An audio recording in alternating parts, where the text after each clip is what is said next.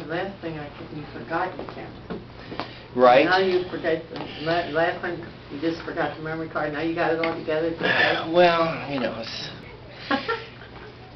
I'm better at surgery. Okay, anyways, we'll cut that part out. Sorry. All right, good morning. I need to ask your legal permission again, as we talked about yesterday. We hope you found some advantage in kind of talking in the group, and that group discussion is worthwhile. We think it's terrifically valuable, and in a few minutes, our two folks from yesterday, if they are feeling like it, are going to come down. You'll get to say hi.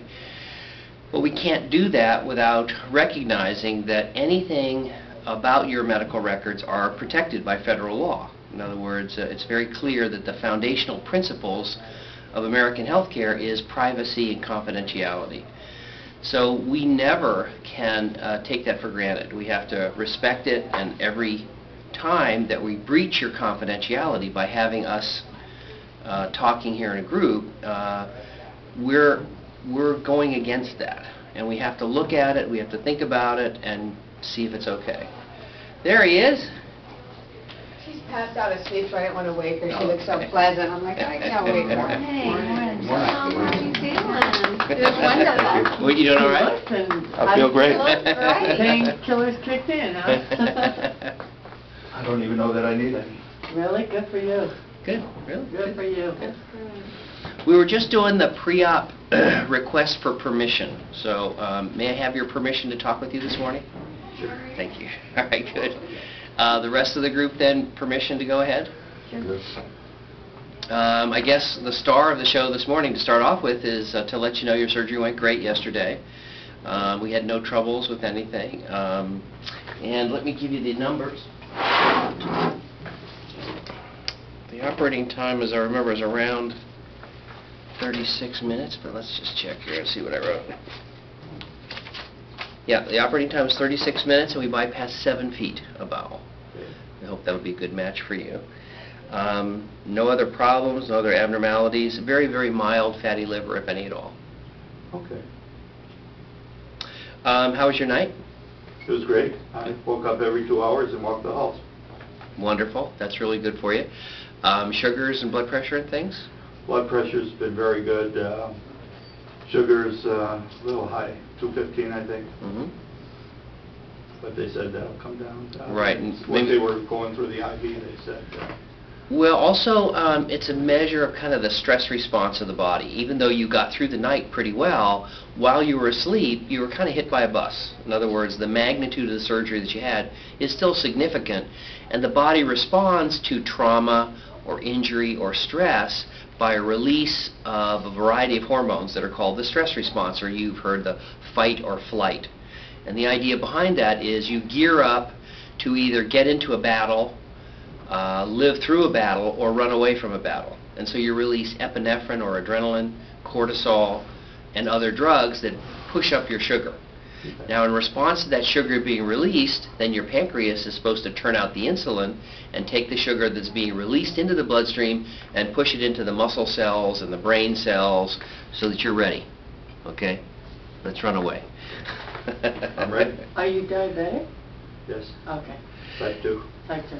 Well, and so what happens then is in the patient with diabetes, they're unable to handle that stress response as well. And so we often see a burst in the first day, but our hopes and prayers and expectations are during the next several days that your sugar will go down and you'll have that diabetes resolve along with blood pressure and high cholesterol and other things, sleep apnea, things like that. Great. Yeah, I've got all of them. Yep. That's the kind of, yeah, that's kind of the good news. Do you have any questions or anything that we should chat about or talk about or worry over with you this morning? Anything not clear? Or I don't think so. Do you have any tips or pointers to the gang that are going ahead today? And anything surprise you or different or unexpected? No, I did eat salads for 2 days prior. Mm-hmm. Kept it light, and if you don't have a room to stay, I highly recommend Lowe's. You like Las it? Vegas. Uh-huh. Figured if I'm going to have surgery, I want a very comfortable place to be. Yeah, might as well enjoy yourself. They have good deals on Hotels.com. Oh, good. Well, you know what might be good is maybe we'll ask you to drop us an email, put some of that in there, and I'll kind of cut and paste Okay. and send it out to some of our future patients. And I let them know at the hotel that they should have their marketing department contact you. Good morning. We will See be if we can testing help. the fire alarm system. Please disregard alarms and door closures. Thank you. We had that all day yesterday. It was like, ugh.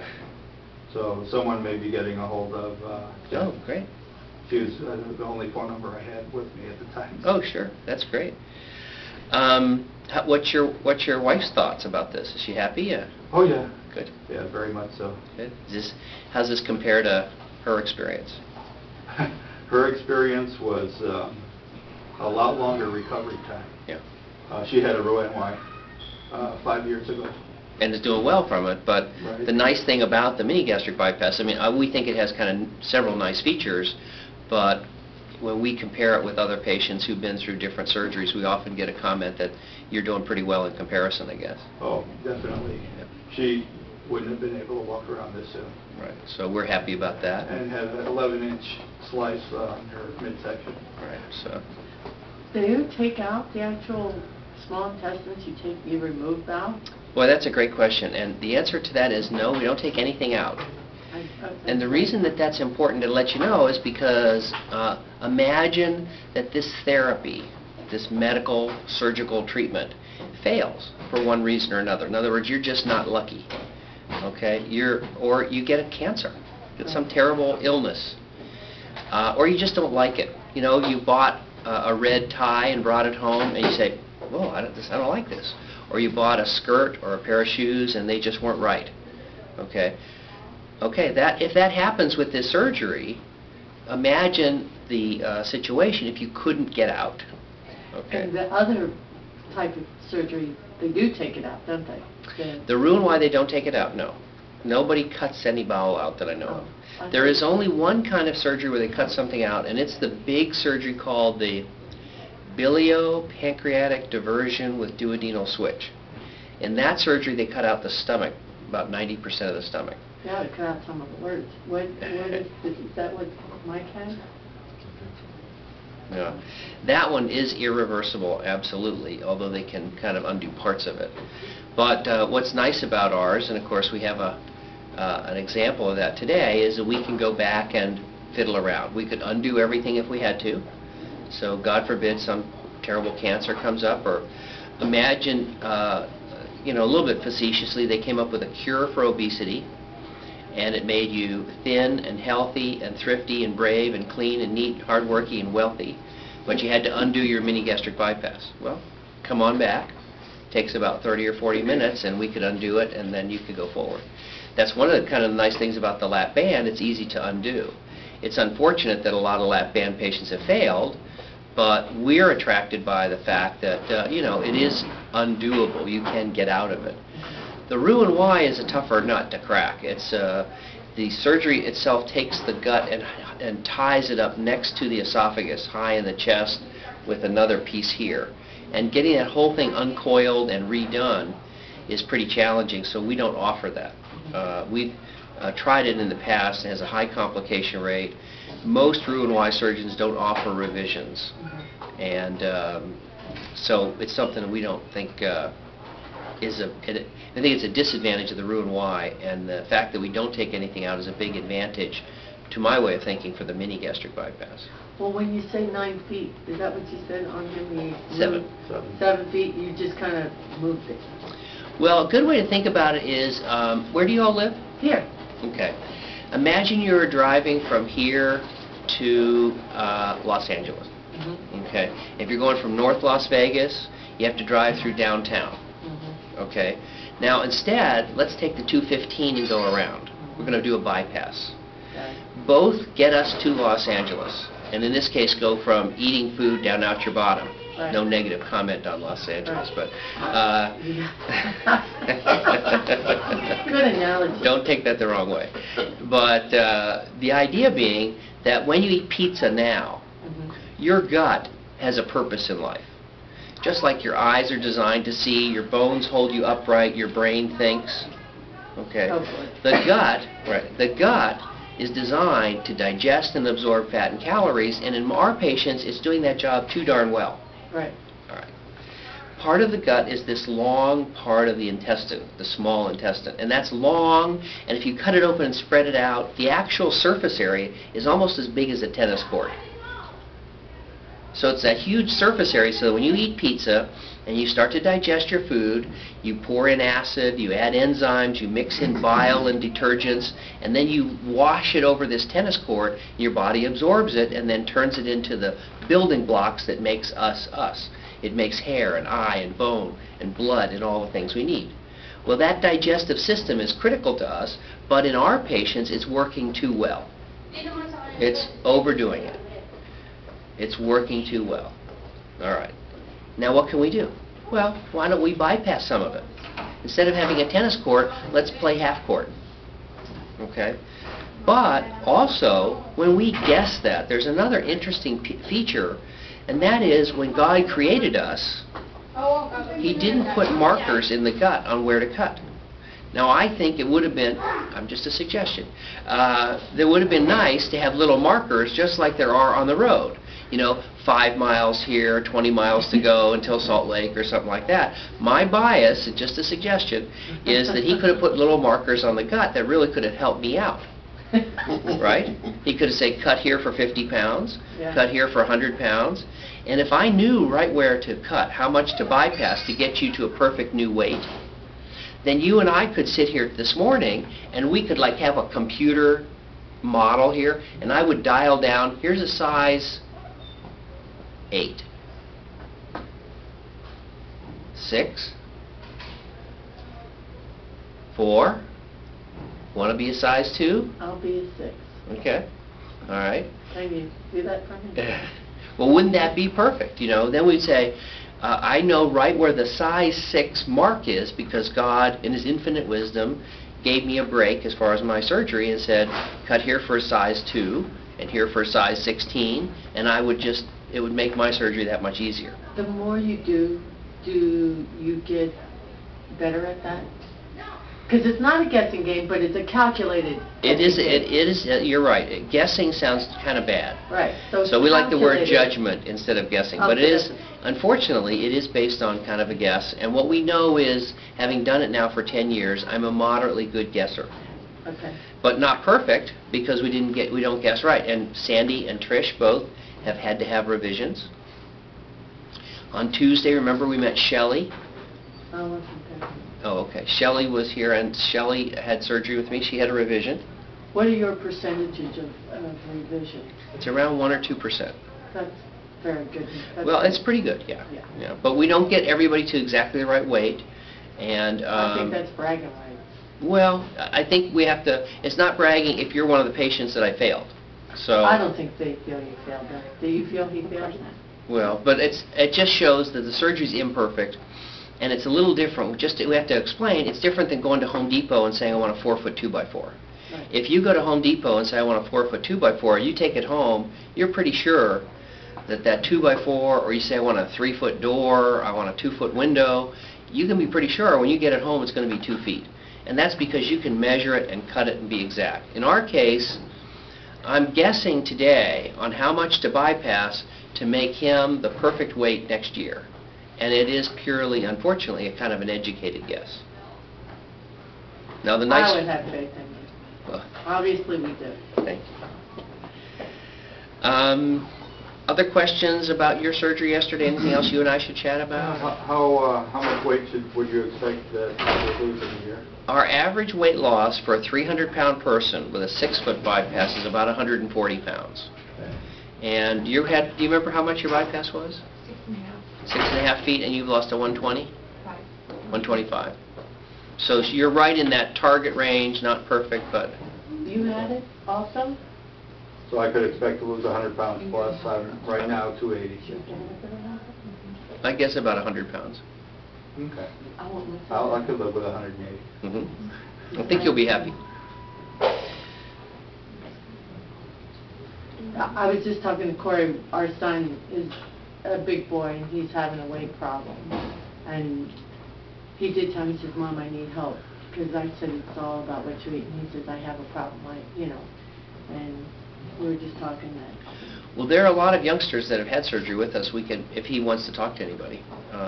We have a lot of folks that have been through it, and of course, it's not easy to be overweight in our society today. People aren't nice about it, and we talked a little bit about that yesterday, how the idea of personal failure and personal responsibility and obesity comes into it.